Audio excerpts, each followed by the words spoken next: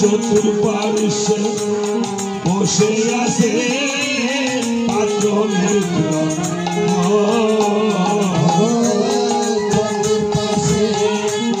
বসে আছে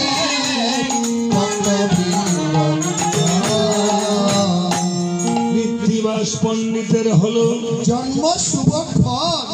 লঙ্কা কাণ্ডে হবে আজি মধুর কিঞ্চিৎ গান রামায়ণ সভা করে বসে আছেন রাজা দশরথ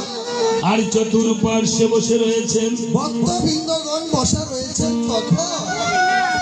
এমন সময়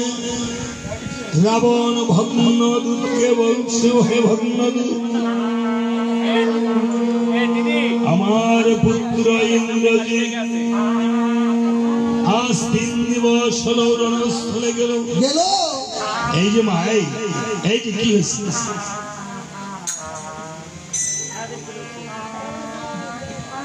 আমার পুত্র ইন্দ্রজিৎ আজ 3 দিবস হলো রণস্থলে গেল রাম নাম কীর্তনে আসছে মা পুণ্য হয় 1টি আর পাপ হয় 25টি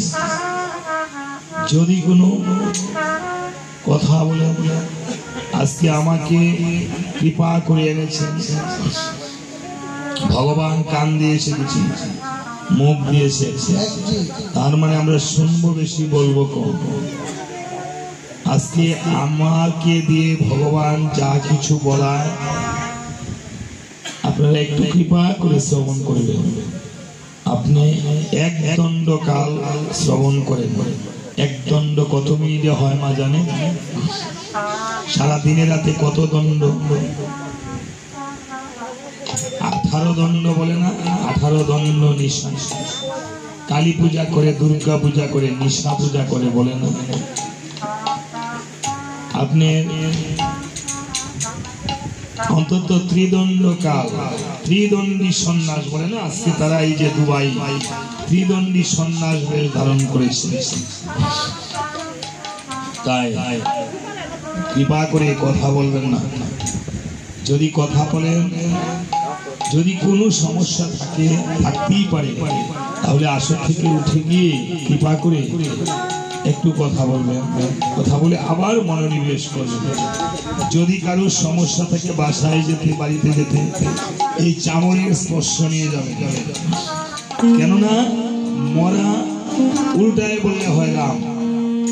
আপনি রাম শুনতে এসেছেন বাড়িতে মরা নিতে নয় 3 বার মরা বললে একবার রাম হয় আর 3 বার রাম বললে একবার মরা হয় তাই কৃপা করবেন ক্ষমা করবেন আজকে আমার দশরথ তাহার ভগ্নদূতকে বলছে হে ভগ্নদূত আমার পুত্র ইন্দ্রজিৎ আজ 3 দিবস হলো রণস্থলে গেল যুদ্ধের কি সংবাদ আমাকে দাও ভগ্নদূত বলছে মহারাজ আপনার পুত্র ইন্দ্রজিৎ এমন বীর